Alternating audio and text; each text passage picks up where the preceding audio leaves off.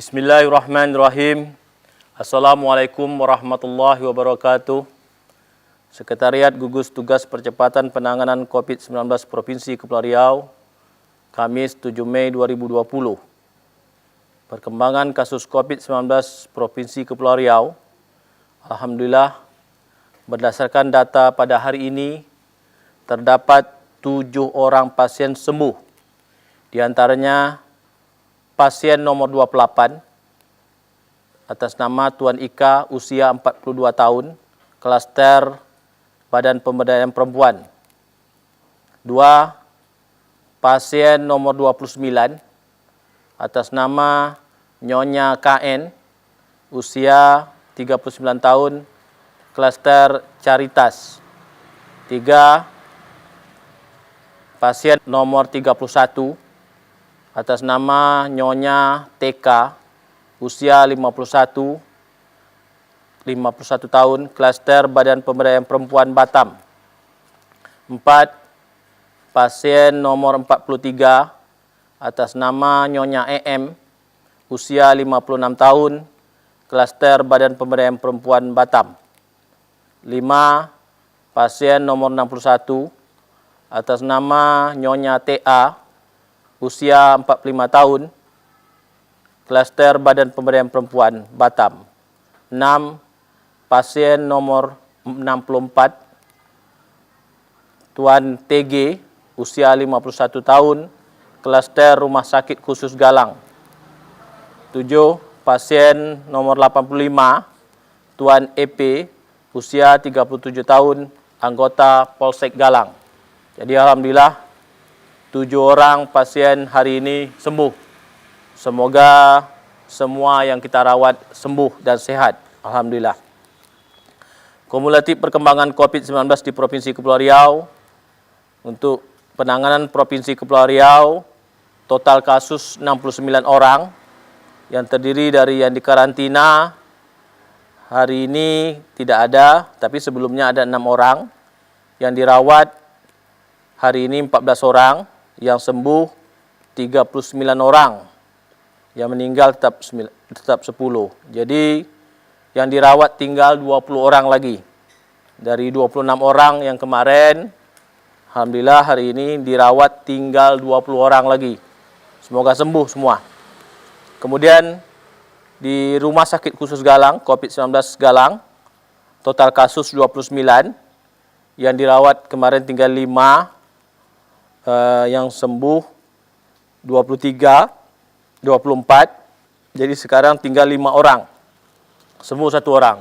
Berarti total yang masih dirawat 20 orang penanganan pemerintah provinsi, berarti termasuk di Rumah Sakit Ahmad Tabib dan Rumah Sakit Batam, Rumah Sakit Rujukan. Kemudian di Galang masih ada 5 orang, berarti totalnya 25 orang. Kumulatif total kasus COVID-19 Provinsi Kepulauan Riau, pasien dalam pengawasan PDP hari ini 392 orang, positif bertambah 5, ODP 3.558 orang, bertambah 38 orang, OTG orang tanpa gejala 3.358 orang, bertambah 296 orang, total pasien sembuh 39 orang, bertambah 6 orang. Alhamdulillah. Jadi totalnya 39 orang sembuh. Yang terdiri dari Kota Tanjung Pinang 13 orang, Kabupaten Karimun 3 orang, Kota Batam 22 orang yang sembuh di penanganan di Batam. Kemudian Kabupaten Bintan 1 orang. Total kasus COVID-19 Provinsi Kepulauan Riau terbagi atas 2 kategori penanganan klaster Provinsi Kepulauan Riau, 69 orang, Kota Batam 36 orang, Tanjung Pinang 26 orang, Kabupaten Karimun 5 orang, Kabupaten Bintan 2 orang.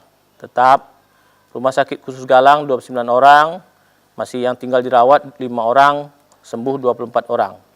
Jadi jika dilihat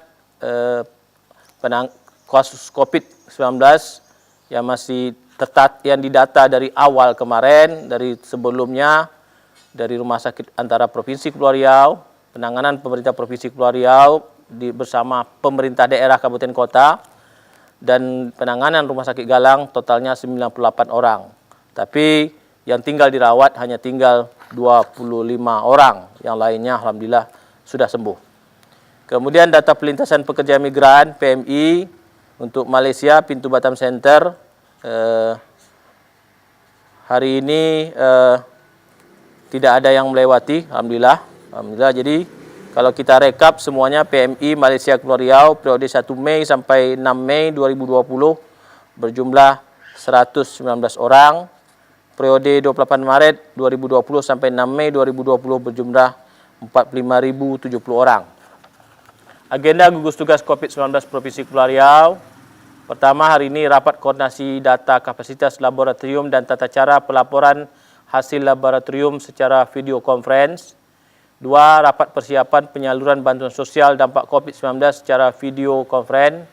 Kemudian, ketiga, Badan Penanggulangan Bencana Daerah Provinsi Kepulauan Riau melakukan kegiatan penyemprotan cairan disinfektan di Masjid Al-Mukhlisin, Kampung Baru dan Masjid Al-Fatah, Jalan Puncak Indah, Tanjung Pinang.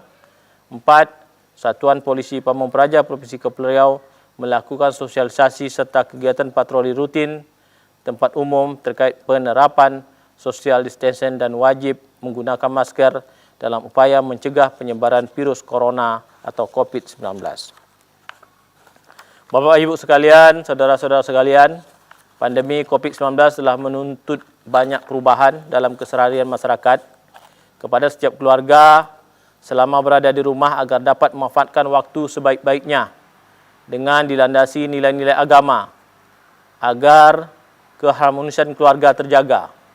Yang terpenting adalah orang tua harus dapat memberikan keteladanan kepada anak-anaknya untuk tidak bermain di luar rumah, berkumpul bersama teman-teman karena risikonya menjadi carrier atau pembawa COVID-19.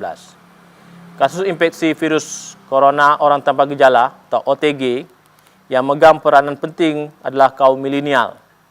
Anak muda punya imunitas yang lebih kuat, namun bukan berarti mereka kebal terhadap infeksi virus corona. Bisa saja mereka tanpa sadar menjadi pembawa gejala atau carrier. Itulah sebabnya mereka menerapkan social distancing menjadi langkah yang amat penting.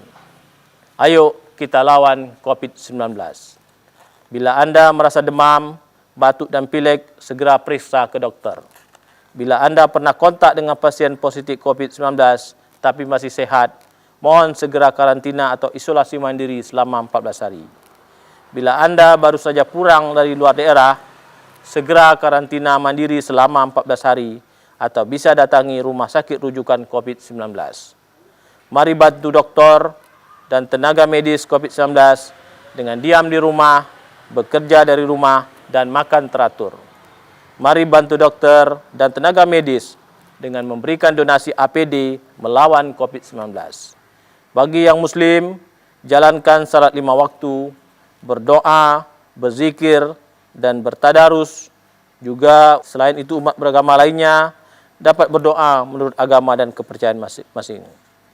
Semoga dengan melihat perjalanannya, insya-Allah semakin banyak sembuh, alhamdulillah, dan mudah-mudahan tidak ada yang bertambah lagi. Insya-Allah, apabila demikian, apabila kita semua masyarakat disiplin, kita sama-sama tidak berkumpul di tempat orang banyak, berkumpul orang kegiatan ramai, dan kita disiplin memakai masker, kita selalu menjaga kesehatan, insya Allah kita semua akan sehat dan terhindar dari COVID-19. Demikian, wassalamualaikum warahmatullahi wabarakatuh.